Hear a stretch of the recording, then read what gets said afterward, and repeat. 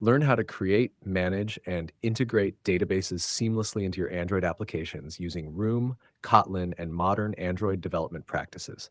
First up, we're going to build our app's brain, the database.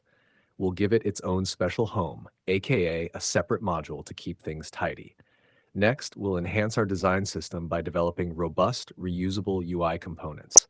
These components will provide a clean, intuitive interface for users to seamlessly add financial records and categorize transactions. Sounds great, right? Finally, we'll update the main and app modules to make everything work together like a well-oiled machine. Building on our previous work, we're now expanding our app's architecture. In this video, we'll introduce 4 new modules to enhance our application's structure and functionality. We'll create a dedicated database module to manage our local data storage, a data module for the records feature to handle data operations, and a domain module for records. In our previous video, we covered the process of creating modules, so we'll skip that detailed explanation this time. However, for those following along, here's a quick reference for the module names and package names you should use to stay in sync with this tutorial. Now let's dive into setting up our database. To integrate the database effectively, we need to update our libs.versions.toml file with some essential dependencies. We'll be incorporating Room KTX, Room Runtime, and Room Compiler for our database operations, crucial for seamless data management. To enhance our UI, we'll include the extended material icon library. Lastly, we'll add the KSP Kotlin Symbol Processing plugin to streamline our build process. KSP is a faster Kotlin native alternative to CAPT for annotation processing. It's needed to efficiently generate code for libraries like Room, significantly speeding up build times and providing better integration with Kotlin features. We'll start by applying the KSP plugin in our project-level build.gradle.kt's file. This sets the stage for efficient annotation processing throughout our project. Next, we'll create our database module, ensuring it's set up as an Android library module to maintain proper separation of concerns. Once the module is created, we'll open its build.gradle.kts file and make some crucial updates. In the plugin section, we'll include KSP. Additionally, we'll add the necessary dependencies for Room Database, Coin for dependency injection, and the Room compiler. Up next, we will create our entity data classes. Entities in Room are Kotlin or Java classes annotated with an entity that represent tables in the SQLite database. Each instance of an entity corresponds to a row in the table, with class fields mapping to columns, allowing you to define your database schema using object-oriented principles. We'll create an enum class called transaction type that defines 2 types of financial transactions, credit and debit. Next, we define a category entity data class, which represents a table in our SQLite database named categories. Each category entity has 4 properties: an auto-generated primary key ID, a name, an icon, and a type. The type property uses our previously defined transaction type enum, allowing us to associate each category with either credit or debit transactions. Following a similar pattern, we're creating a subcategory entity data class. This entity represents the subcategories table in our database. The category ID field is particularly important as it establishes a relationship between subcategories and their parent categories. Now let's talk about category with subcategories. This data class represents a category along with its associated subcategories, a powerful way to handle hierarchical data efficiently. It uses rooms at embedded and at relation annotations to establish a one-to-many relationship between a category and its subcategories. This allows us to efficiently retrieve a category with all its subcategories in a single query. Next, the transaction entity data class defines the structure for our transactions table in the database. It includes fields for transaction type, amount, category, and subcategory IDs, date, and notes, providing a comprehensive representation of each financial transaction in our app. Learning can be tiring, so take a moment to relax. Here's a quick joke for you before we progress ahead, because coding is better with a little fun. Now, grab some water, take a deep breath, and let's get back to coding. Next, let's understand the DAO, or Data Access Object. A DAO is a pattern that provides an abstract interface to interact with a database or other persistence mechanism. It separates the data access logic from the business logic, allowing for more modular and maintainable code. A clean, structured approach is always best, right? There are three major database operations: query, delete, and insert. Querying retrieves data from the database. Deleting removes records based on specified conditions. Inserting adds new data to the database. These operations form the foundation of data manipulation in databases. We also have transactions, which are sequences of one or more database operations treated as a single unit of work. Transactions ensure data integrity by guaranteeing that all operations within the transaction are completed successfully, or none of them are applied if an error occurs. This means no partial updates, no corrupted data, just pure consistency, exactly how a well-structured database should work. Next, we'll create an interface called FinanceDAO, which serves as our data access object for database interactions. This is where all the magic happens when it comes to managing financial data efficiently. This interface defines a comprehensive set of methods for managing financial data, including inserting transactions, categories, and subcategories, all with a conflict resolution strategy. We've implemented query methods to retrieve all transactions and filter them by date range, method to fetch categories and their associated subcategories using a @transaction annotation. Each method is designed as a suspend function, enabling seamless integration with Kotlin Coroutines for efficient asynchronous database operations. The @database annotation in Room is used to define a database. It specifies the entities, version number, and other important properties to structure our database properly.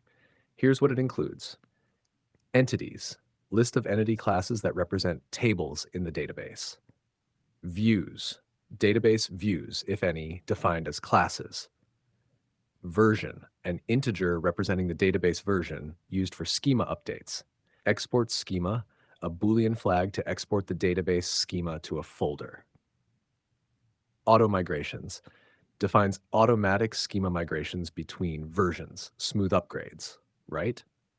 Next, we'll create the abstract class finance database. This class extends Room database and is annotated with @database, specifying our three entity classes: transaction entity, category, subcategory entity, and we're setting the database version to 1, our starting point. The class declares an abstract function, FinanceDAO, to provide access to our FinanceDAO. This is where our DAO methods get connected to the database for real-world usage.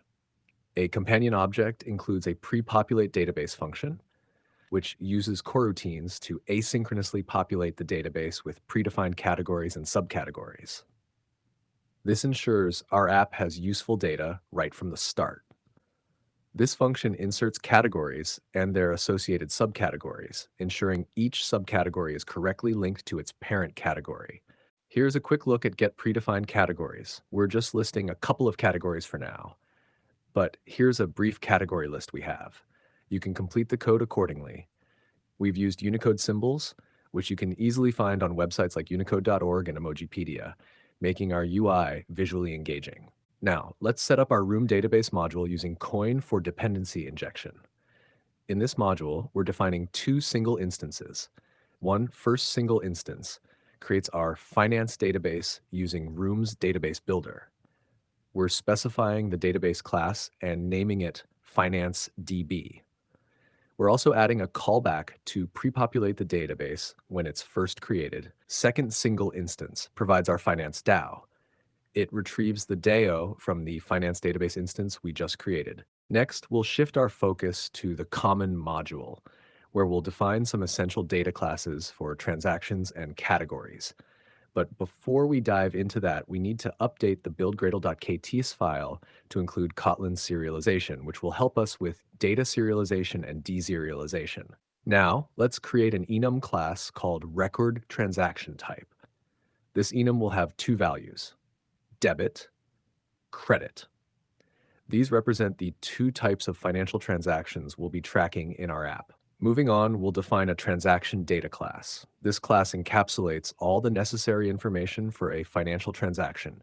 Lastly, we'll create two more data classes: categorization and category. The categorization class represents a group of related categories, including the transaction type, a main category, a list of subcategories. Both these classes are marked as serializable, enabling easy conversion to and from various data formats. Next, we'll shift our focus to the design system module, where we'll create various UI components like tabs, calendars, and text fields. To get started, we'll need to add dependencies for material icons and our common model. Um, then we'll update the strings.xml file we created in the last video. Now, let's dive into the subcategory chip composable function. This nifty little UI component is like a digital button for our subcategories.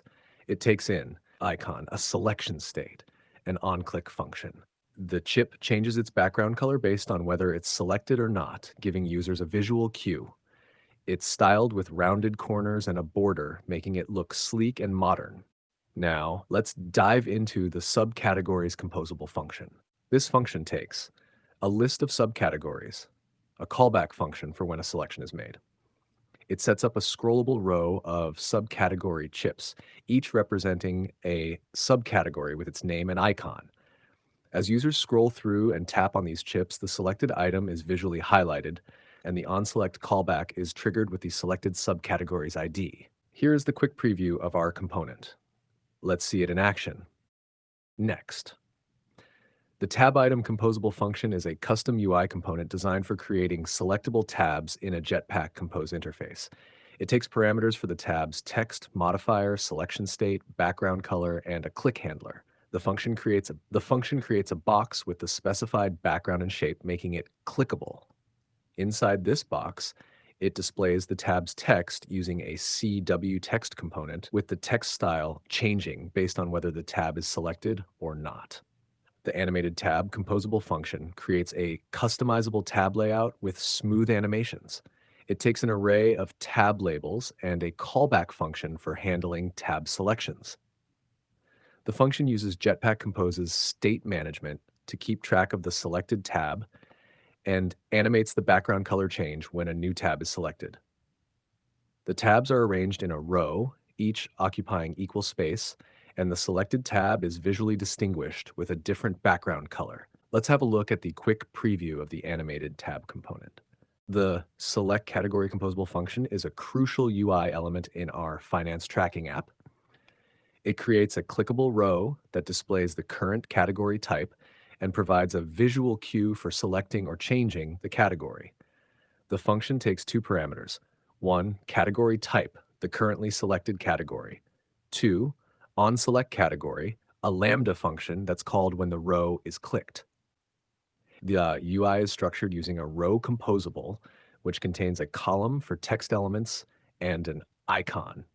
The column displays a label for category and the current category type. The icon, styled as a circular add button, visually indicates that clicking will allow category selection or modification. Okay, here's the preview for the component. Next, we'll create two custom edit text composables. One, transparent edit text for our notes section. Two, amount edit text for entering monetary values. The transparent edit text composable is designed for inputting notes or additional information. It uses a basic text field wrapped in a column layout. The composable displays a label above the input field and shows a hint text when the field is empty. The amount edit text composable is specifically tailored for entering currency amounts. It also uses a basic text field, but with number-specific keyboard options. This composable handles the display of the currency symbol and formats the input as a monetary value. It changes color based on whether the amount represents income or expense. The composable also handles input validation, ensuring that only numeric input is accepted. It also provides a default value display when the input is empty. Both these composables demonstrate how we can create custom input fields that are both functional and visually appealing. The calendar text field composable is a custom input field for selecting dates. It combines Material 3 components with a date picker dialog to provide a user-friendly date selection experience. Let's break it down. First, we use Remember Savable to store the selected date in milliseconds, initializing it to the current date. We also have a Boolean state to control the visibility of the date picker dialog. A datetime formatter is created to format the selected date into a readable string. We use remember with selected date millis as a key to efficiently convert the milliseconds to a local date object when needed. The selectable dates object is defined to restrict date selection to past and present dates, preventing users from choosing future dates. Finally, we set up a date picker state using remember date picker state. This state manages the date picker's behavior, including the initial selected date, the range of selectable years, and the custom date selection rules we defined. A row that spans the full width of its container. Inside this row, we have two primary elements. One, a column for displaying the label and selected date. Two, an icon for the calendar symbol. It uses the calendar icon from the material icons set. The entire row is made clickable, and when tapped, it sets the show date picker state to true, which presumably triggers the display of a date picker dialog in the parent component. The date picker dialog is displayed when show date picker is true. It contains a date picker component for date selection along with confirm and dismiss buttons. The confirm button, when clicked, updates the selected date millis with the chosen date and calls the onDateSelected function with this value. The dismiss button simply closes the dialog without making any changes. Before we move to another module, we have a couple of things to update. We will make minor changes to our screen container so that we can change the color of the banner. If we want to show a success scenario, we will use the primary background and change the text accordingly. And next, we will add some more text types as displayed on the screen and adjust the color and style appropriately. We have covered a lot of things from making the database module and creating various components. So here is a joke to lighten you up so that you get ready for the next section. Next up, let's move to our records domain module. Our domain module will have Android Core KTS and common modules as dependencies. Now let's take a look at the Update Finance Repository interface. This interface defines two key methods that our app will use to interact with our financial data. The first method, save transaction, is to save a new transaction to our data store. The second method, get categories with subcategories, retrieves a list of categorization objects. The next get category use case class is part of the business logic layer in our app's architecture. It's responsible for fetching categories with their subcategories from our repository. It has a single method, invoke, which is called when the use case is executed. This method takes a Boolean parameter isIncome to determine whether we're looking for in-credit or expense debit categories. It then filters the categories based on this parameter, returning only the relevant categories. Next up, the getDefaultCategory use case class has a single method, invoke, which is marked as a suspend function. This allows it to be called from within coroutines. The method takes a Boolean parameter isIncome as well, then fetches all categories with their subcategories. We then filter this list and return the first category that matches our criteria. Moving to our data layer, we need to include the domain and database dependencies in our build.gradle file. Now, let's look at the Update Finance Repository impl class. This class implements the Update Finance Repository interface and is responsible for saving transactions to our database. It takes a finance DAO as a parameter, which it uses to interact with the database. The save transaction method takes a transaction object and converts it into a transaction entity before saving it to the database. The get categories with subcategories method retrieves categories and their associated subcategories from the database. It includes a retry mechanism that keeps checking for data if the initial query returns empty, ensuring we always have data to work with. Once the data is fetched, the method transforms it into a list of categorization objects. Next, we will create a module called Records Data Module. First, a single instance of Update Finance Repository impl and binding it to the Update Finance Repository interface. Next, it's time to add our UI. Include the design system, domain module, coin, and compose-related dependencies. Now, let's take a look at a useful extension function for Flow that we've used before in our Gmail mock series. This function, called stateInWhileActive, converts a flow into a state flow with some added functionality. It allows us to perform a prefetch operation before the flow starts emitting values, and it uses a while-subscribed sharing policy with a 5-second timeout. This approach helps optimize our app's resource usage by keeping the flow active only when there are active subscribers, with a short delay before shutting down to handle brief configuration changes. Next, let's look at three important sealed classes. We have the Finance Event Sealed class. This class defines different events that can occur in our app. Next, we have the Finance Effect Sealed class. This class represents the side effects or outcomes of our app's actions. For example, it can indicate when categories have been updated or when we need to show a success message to the user. Lastly, we have the Finance UI State Sealed class. This class represents the different states our UI can be in. It starts with an initial state and can transition to a categories loaded state when the app has fetched the category data. The Records View Model class is responsible for managing the UI-related data and business logic for our finance records. It uses a repository for data operations and a use case for fetching default categories. The view model exposes state and effects through state flow and shared flow, respectively, and processes various events to update the UI state or trigger side effects. The update categories function is triggered by an update categories event. It uses a coroutine to fetch categories based on whether it's income or not, then emits a categories updated effect with the result.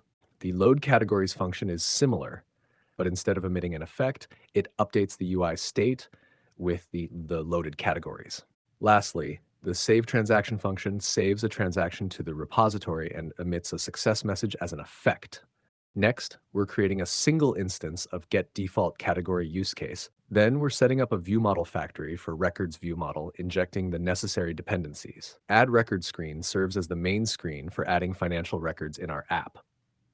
It takes several parameters, including a view model, default currency, categorization data, and callback functions for various actions.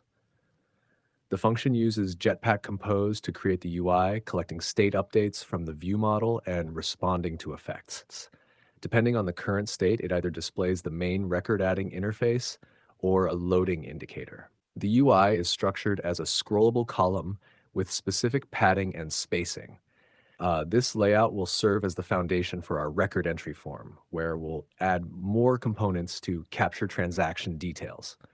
We're using Jetpack Compose's state management to keep track of various pieces of information, like the transaction amount, whether it's income or expense, notes, subcategory, and date. Then we add the row, which has the title of the screen and the close button. We use horizontal arrangement as a space between. Then we add the animated tab, which we have created. Whenever we switch the tab, we will dispatch an event update categories. Next, we will add the amount edit text and update the amount value whenever the user types in anything. We will then display the select category row, which we have created, and on click of the category, we will navigate to a different screen.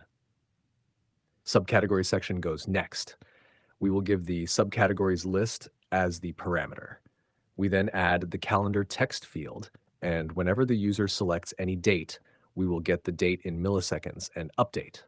Then to add the notes related to the transaction, we will add the transparent edit text. We will provide the label and hint to be displayed, and once the user changes the note, we will get back the value and store it. Finally, we add the button. On click of the button, we will dispatch the event save transaction. Here is the quick preview of the screen. Next, we will create the MVI contract for our transaction category screen. First, we have transaction category event, a sealed interface with an initialize event. This event is used to kick off the process of loading categories.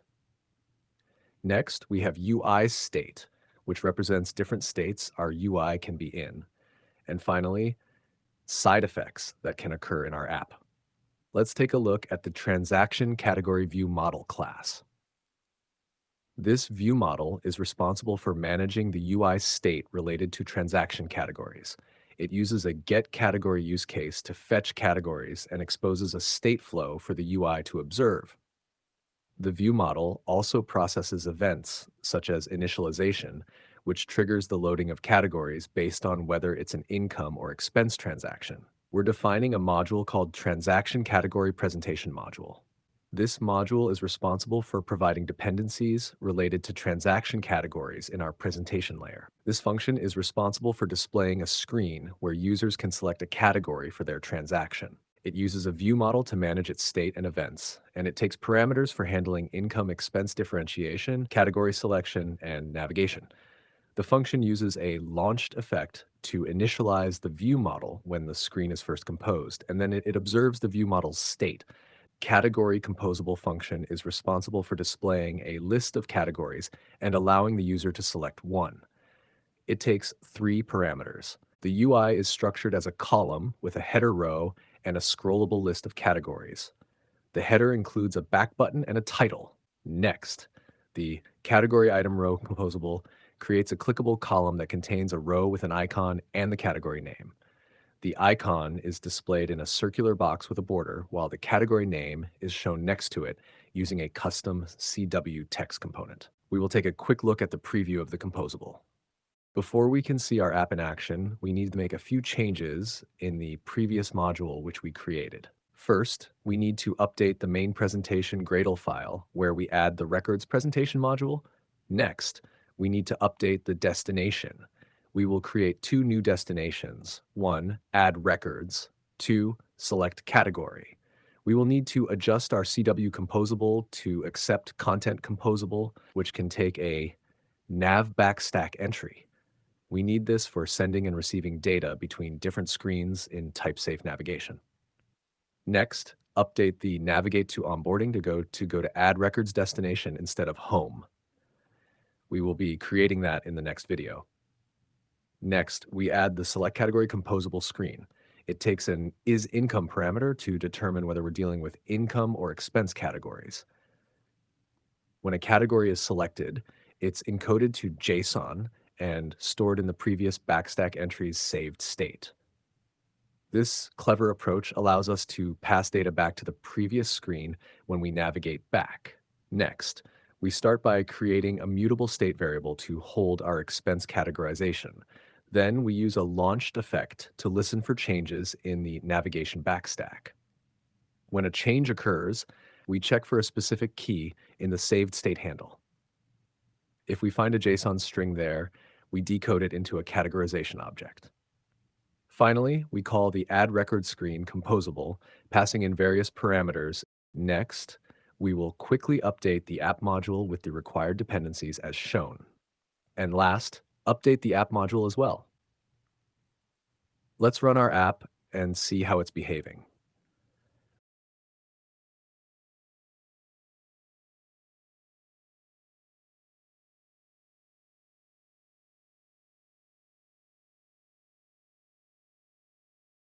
We will quickly inspect our database and validate if the category and subcategory are added in the database, and also if the transaction has been recorded successfully. Okay, it seems like everything is working. I hope you enjoyed the video. If yes, please share it with friends. See you in the next video where we create the charts and our dashboard screen.